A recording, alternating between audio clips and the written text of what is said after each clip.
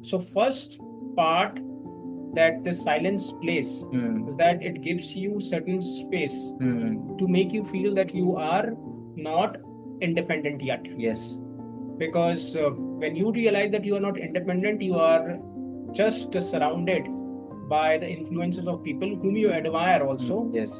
And it is their influence of admiration on you which Yes. acts like this, which you call that it's your personal opinion. It's exactly not your personal opinion. It is Yes. just a result of that admiration. If you are talking all the time, if you are mingling yourself with people all the time and not giving any space for yourself, you'll find yourself to be completely tired and exhausted. Right. This has been noticed.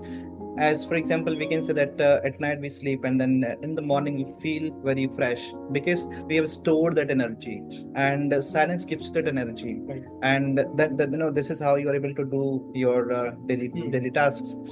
And if you want your mind to function well, then it should be full of energy. It should be full of some power, and then it will help you work better. And if you're spending this energy on useless things, then you won't have that power which is required.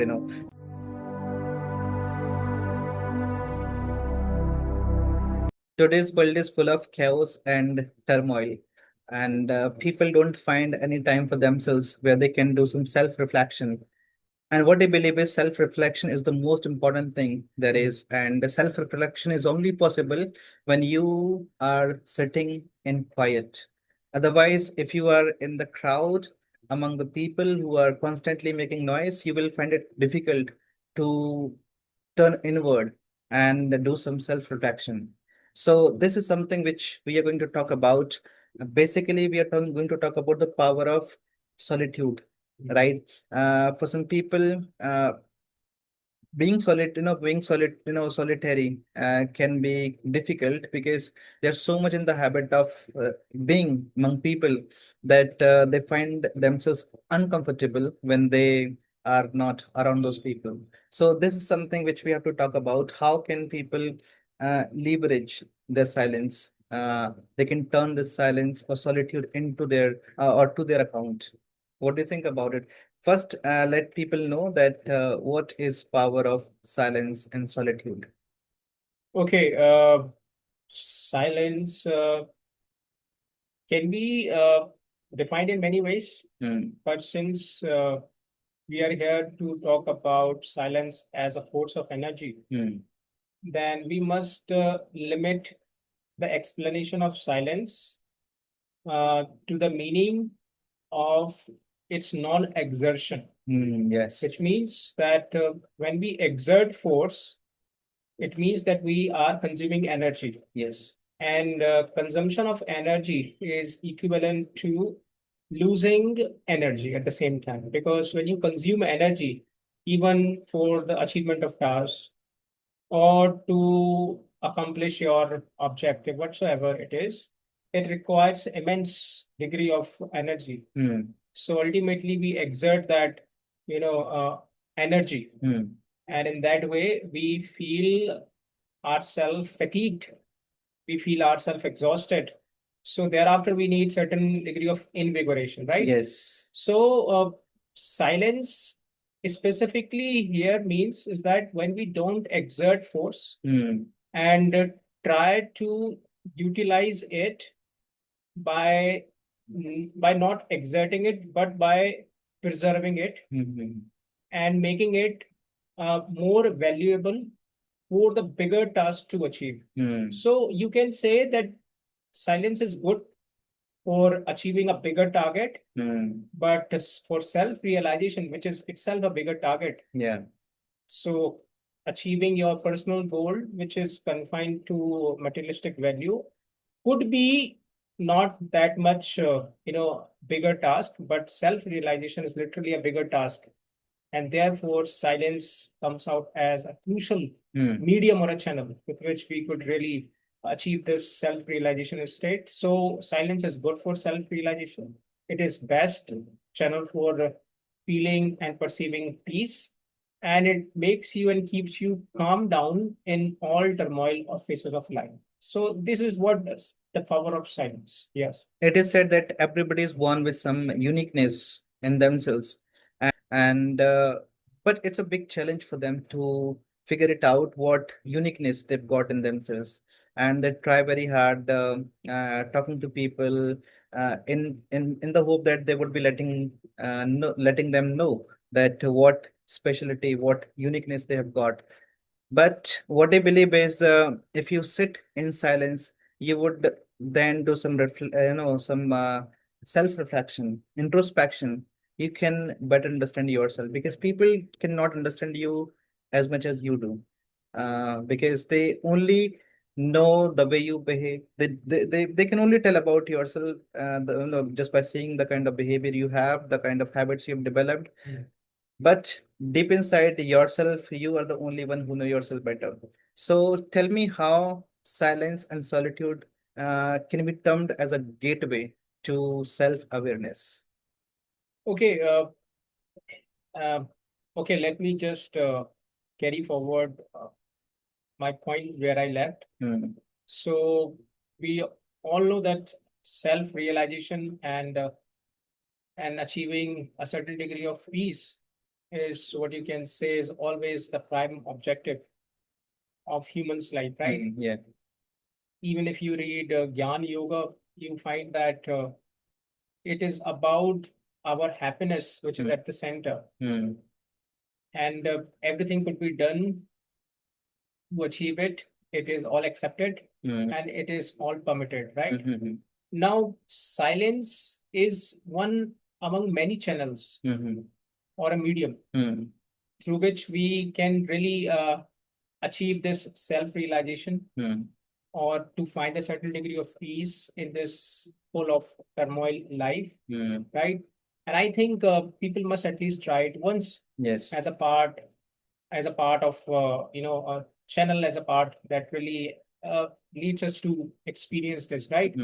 Now, how silence would be a pertinent channel is the point of discussion here. Yes. So we all know that we all are somewhere entangled with the life which is imposed on us. Yes. Because we think that we are independent, but somewhere we fail to grasp this very the center point is that we are not independent in any way. Our Yes. thoughts, our ideas, whatsoever We have borrowed from others. yes, everything is borrowed, right? Our single word is borrowed, right? And therefore we cannot say that it is our own perception, Yes. with which we really take a pride in. So first part that the silence plays is that it gives you certain space to make you feel that you are not independent yet. Yes. Because when you realize that you are not independent, you are just surrounded by the influences of people whom you admire also. Yes. And it is their influence of admiration on you which Yes. acts like this, which you call that it's your personal opinion. It's exactly not your personal opinion. It is Yes. just a result of that admiration that you have given to someone, and out of this, in return, you have received a certain influence, and through which you are just exerting your this particular opinion, right? So when you use and exercise this particular silence in this particular situation, you give yourself time, and time you give yourself, it comes up with a realization that you are not independent. The time you realize that you are not independent, ultimately you start taking everything with a certain degree of consciousness. So earlier you were not very much consciousness, right? Yes. Conscious, right? But now you have realized that you have to be conscious enough. And this is the beginning or the first step towards the height of your self existence. Because once you realize that you are not independent, and then you start traveling towards making yourself free from all those foundations, right? That's what happens with most of the sages and the priests. So silence really plays a very crucial role in this particular way, and because it gives you scope, it gives you room, and by using that room, you certainly become a different personality altogether. Because then whatever you form as an opinion, whatever you hold as a particular kind of perspective towards life or human, this is basically yours. And what belongs to you, I personally think what belongs to you cannot be taken away from you. Yes. Right? And thereafter you realize that what is possessed by you is something that cannot be lost. And thereafter you always feel free, against those persons who always behave more like a person who keeps practicing their proprietary over their particular innovations, their ideas. But on this part, you are absolutely free. So silence is really the best medium, according to me, because it's highly spiritual one. It gives you time to talk to you. And thirdly, it makes you aware that you are not independent, which means it gives you chance to move away from this very direction, away from this direction, and establish yourself as a different altogether entity and a different personality for people not to follow you but to understand you. This is what I think about it. And if you are talking all the time, if you are mingling yourself with people all the time and not giving any space for yourself, you'll find yourself to be completely tired and exhausted. You know, Right. this has been noticed. As for example, we can say that at night we sleep, and then in the morning we feel very fresh because we have stored that energy, and silence gives that energy. Right. And that this is how you are able to do your daily tasks. And if you want your mind to function well, then it should be full of energy. It should be full of some power, and then it will help you work better. And if you're spending this energy on useless things, then you won't have that power which is required. It is said that brain requires a lot of energy, right? And one more thing I would love to say is that you might have seen many people, those who are famous personalities, those who have done something for the society and for this world. You might have seen that they have always spent, and they spend most of the time in solitude. Right. This is how their creativity comes out. This is how they're able to fuel their creativity, because then they will be able to focus on one particular thing. If you are sitting in a noisy place, you will have a hard time focusing on the task at hand. Because I've always because our job and my job is to write, is to read, and is to learn something. And if I'm sitting in a place where I find that I'm constantly being disturbed, I will not be able to focus on my work. So most of the time I separate myself from people so that I can focus on my work, because I've learned this particular thing from the life of those people who have set some examples for other to follow. Yeah. Right now, now comes the question that can you tell me the difference between solitude and loneliness? Because generally people find that they have to become lonely in order to become very creative, in order to become successful. But there is a difference between between these two. So, what do you think silence is, and what do you think loneliness is? Okay. Mm, how can I explain this? But see, both are the state of mind, Hmm. or you can say it is a certain degree of a physical state. So it is both psychological and physical state of a being, right? Now, I don't find really a difference in the two, but there is something which keeps them separated, right? So, first of all, both soluteness and solitudeness and loneliness both represent the very idea of someone being alone or someone being alienated, right, from a social chaos. Yes. Okay. Now, one is positive. It Yeah. means one gives you Energy. Yeah. optimistic feeling, Optimism. Yes. and the second gives you pessimism Yes. or feeling of pessimistic, right? Now, whenever you find that you are being so much pessimistic about your certain physical being, which is completely alienated from society, then you can call it is nothing but a loneliness. You are feeling lonely, right? Yes. But at the same time, you are also alone, completely separated from the social turmoil and all this routine, hustle bustle. But still you feel inwardly that you are full of energy, exuberated, and invigorated at the same time. Then it is a clear sign of a solitudeness. Means you are feeling positive even in that condition. So hermit, those sages and Yes. hermit, They always keep themselves alone. aloof Yeah. Aloof. completely, Yeah. but still they are full of energy.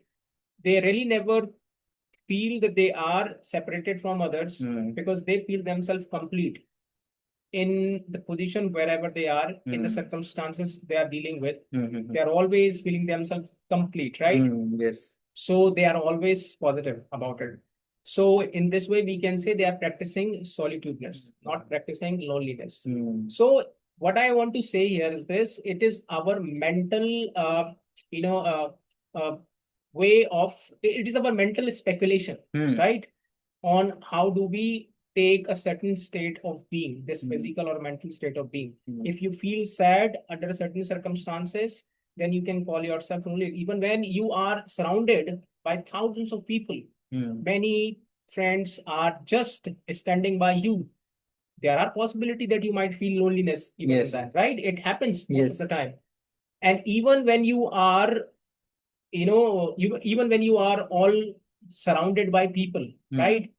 Under a certain degree of social chaos, Mm. but still you feel inwardly that you are entirely peace, Mm. or you are at ease. Mm. For example, if you can look at the very battleground Mm. where Lord Sri Krishna is basically explaining and imparting those wisdom to Arjuna. Mm. Now, try to imagine the battleground, and Mm. he's right standing at the center of the battleground. Mm. How can we expect someone to be preaching so calmly Mm. in such a situation where everything is haphazard, Mm. where everything is out of control? There is no as such control. Mm. People are full of anger, Mm. out of furious. They are acting, they are talking, but still he's maintaining calm, and while maintaining calm, he's able to preach Arjuna. Yes. It means what? It means that he's practicing this very idea of internal peace. So even when you are surrounded by crowd, but you find yourself internally peace, you can be always at peace according to you and according to this very practice. So solitudeness and loneliness both are different, aspects of being. One is positive and the second is negative. That's what I wanted to say. The one fills you with the hope, courage, and the other one takes it away from you, Right. right? One example from sports, on athletes, sports persons and athletes, you can take that they're always concentrated, they're always focused, they are not willing to be disturbed by anybody. You might have seen, when a cricketer is going to play a shot, and there comes an insect, so they stop themselves from playing because they know that this can disturb this simple disturbance can create big problems for that particular person, right? One more thing you might have seen that let's talk about the three gods: the destroyer, the originator, Right. and the sustainer. The person who sustains the world. They all are sitting in meditation. Right. They all are keeping themselves aloof from this Right. from everybody, right? Why? Because this gives them the power to operate the entire world, right? You might have seen Lord Shiva. He's always sitting in Sitting in. meditation. Yeah. Lord Vishnu, he's always sitting in meditation. This is how he sustains and operates the whole universe, right? You might have seen Lord Brahma as well. He's always sitting in meditation. It means, why do we do this? Because this will let you focus on the task at hand, and then you'll be able to give your best to Right. whatever you've undertaken, right? The next thing which we have to discuss is, tell me this one particular thing that how can people make this solitude their weapon, so that they can realize their dreams?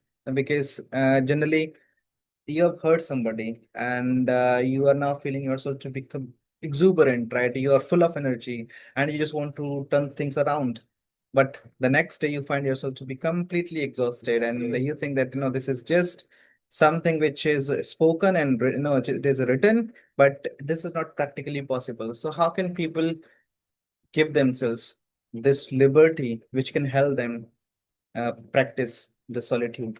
Okay. First of all, we need to look at this very idea of peace. Hmm. See, peace can be practiced in the beginning Hmm. in a certain ambience where there is no chaos, Hmm. right? Yeah. for beginners. Yes. I'm not talking about those who have gained Those who certain have degree of mastered, expertise, yes, right? yes. I'm talking about those novice. Hmm. So when you practice silence in this particular ambience where there is no social chaos or there is no such kind of crowd or a sound of crowd, then you ultimately try to know the truth of life. Yeah.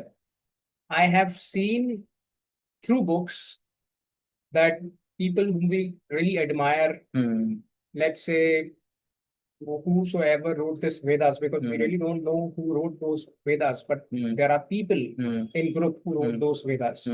It is much like a hypothesis. So one scientist came with a certain kind of solution, and the other scientists came out and extended the hypothesis. That's how the Vedas were, right? Yes. So what happened that when you practice silence, sitting alone, you give yourself a time to read about those reality which cannot be explained and which cannot be perceived in the crowd in the beginning, right? Yes.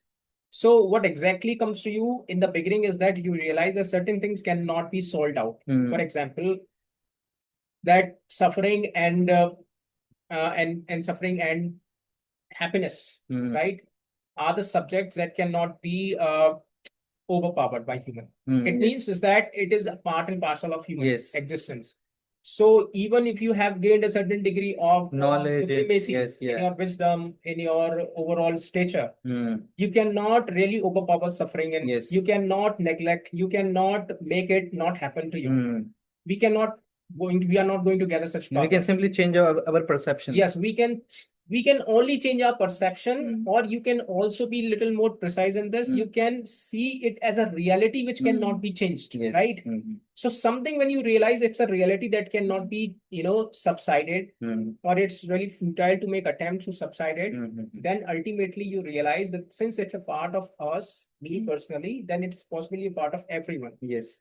Thereafter, the second thought arises why we should not use this life as a whole for the welfare of mankind, right? Yes, yes. Now, in this process of doing welfare of mankind, you actually extend your ambit of giving benefits to people. Earlier, we were also doing some good things, but the benefits were just like only limited to few people. It was a compartmental benefits. Yes. Only reaching to few people, those who are kith and kins or those who are maintaining some blood relationship, or even few more, but not the whole society.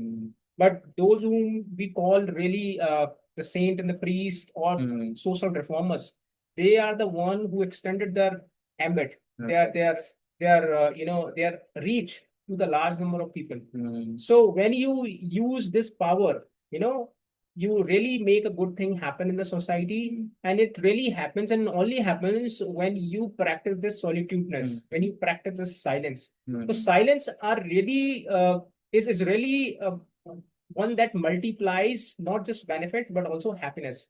So imagine that you have realized this very this ultimate truth of life, that you cannot overpower suffering and happiness, but all you can do just to change your overall perception, the way you Yes. look at it, the way you accept it, embrace it, and the way you preach this thing to people. You ultimately try to prevail a certain kind of notion, which I think certainly helps people, because this is what is the nectar of solitudeness as a result that comes out of this practice. So this is what I think is how you can understand practicing solitudeness and the result of solitudeness after practice. This is what was done by Vivekanand. Yeah. This is what was done by Ramakrishna Paramhans. Right. And this is what was done by all those preachers and those leaders and, trailblazers, right? The next thing I want to ask you is tell me how solitude can help you fuel your creativity. Because generally it's been seen and it's been observed. And I've also read about all those inventors and all those people who have made difference, and especially to this world, that they've been doing things in silence, and they've been and this is when they get the best of the ideas. I know a few authors. I've personally read about them. Priya Sharma, I was reading her book, And she says that she goes to some hotels where she is not disturbed by anybody, and then she can focus on her writing. Same was shared by Robin Sharma. He goes to hotels, and then he goes to other countries because he wants a place where he can get all those vibes, and he can put his ideas on the paper.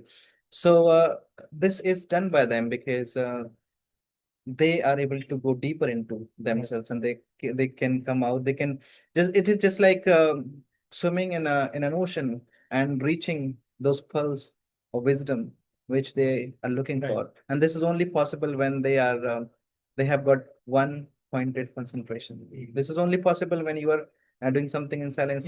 Same was done by all these rishis and sages and all. The next thing which we have to talk about is yeah, this is something I was talking about, that how can solitude fuel your creativity? Okay, so let me begin with the very first part, which I just tried to explain when we started the video, where I was talking about that practicing solitudeness means practicing not exerting force, right? Yes. We have understood this very principle. So the less energy you exert, the more power you gain, or the more power you preserve, right? See, we humans are impulsive by nature. Yeah. So it is also said that it is impulse in you that is a sign of life. Non-impulsive people are basically generally dead, right? So when you are impulsive, but at the same time you don't have control over those impulsion, it means is that your impulse may be a sign of your life, but it's not guaranteed that that impulse is going to be there as a creativity for you, right? Yes. Which means, see, energy. Energy could be used as a force of energy or as a force of destruction, right? So when you practice silence, you ensure that you are going to channelize your energy more in the mode of energy as a force of energy, force of creation, not force of destruction. So when you practice solitudeness, you are actually trying to regulate your impulses and want to use it in a certain way where it could really bring benefit to the large number of people, maximizing beneficiaries into the list of benefits.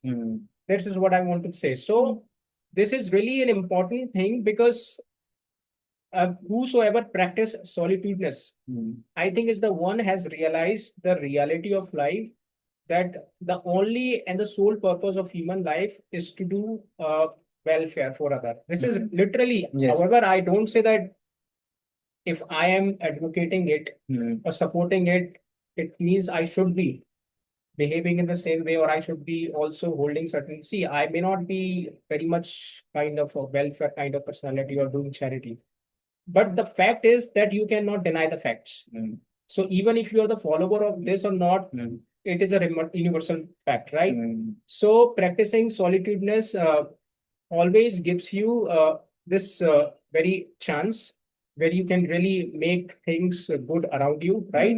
And you can also produce creativity. Creativity is a uniqueness, but in a more positive way, not in a negative way. Because out of creativity, you can do all unnecessary thing which is not even demanded at this point of time. But when you are highly aware of your consciousness, you are aware and being conscious about the social conditions, you try to make it happen in such a way which brings more benefit than negative results, right? Yes. So creativity is an outcome, is a byproduct of your practicing solitudeness. This is the first thing. And the second is when you do that, you basically do it not for yourself, but for the others. So this is a vast possibility, which actually backs. And this is, I think, we must all practice in our life. This is what I want to say. One day, know what happened? A king approached a sage, and he was actually sitting in a cave, and he was sitting in meditation over there. But the king reaches there, and then he disturbs the tranquility of the sage. Then the sage doesn't find himself to be comfortable enough to be able to talk to the king. Then the king said that, why are you feeling so uncomfortable? you should have been feeling this discomfort while sitting alone, but with my presence here, you are feeling so discomfortable. And he said that I always find myself to be comfortable when I'm on my own, but your presence has disturbed the tranquility of mine because I was doing a deep work. And now you have disturbed that work. So those who are really trying to fuel their creativity have whether they take it or not or accept it or not, but this is the reality that you have to separate yourself from the chaos. Otherwise, bringing something out, something of importance and significance can never be possible if you're doing that, in a chaos, because you will not be able to focus on the mind. As one of our videos, I think I shared this example with you, that if you want to burn a piece of paper using the lens, it is only possible if you are directing that lens onto the paper until it burns or it reaches the burning point. If you take it away from it, just before a fraction of second, till this reaches that burning point, it will not be able to burn that. So this is the importance of our silence. When you keep doing something without getting disturbed, you can do wonders, and that's what is possible. The last but not the least is how can people practice silence, because there are so many challenges, especially in this day and age where people are living very chaotic lifestyle. They love the life full of hustle and bustle. So how can it be possible? Tell me the challenges, especially to solitude and silence, especially in this day and age. Okay, so the first and the foremost challenge, which is the biggest challenge, especially in the way of practicing this solitudeness, is to be being overwhelmed with the influence having on us by some other people. So this is the first challenge. So in this way, we are not somewhere practicing independency. We are not practicing liberty, but we are practicing uh, dependency in disguise. Yes. So we can call ourselves independent, but exactly your opinion doesn't belong to you in literal sense. It is an impact of that particular kind of influence, which is now coming out through a verbal reaction, right? Yes. So when you practice or exercise, solitudeness, you ultimately understand this truth and try to practice it and be more conscious about it so that you don't let yourself be influenced by the people and by their words. So this is the first challenge which I think could be the one which may take a lot of time, but it could be achievable through a proper and consistent practice. The second biggest challenge, according to me, in the practice of solitudeness is your personal will. See, until your personal will comes in support, Yes.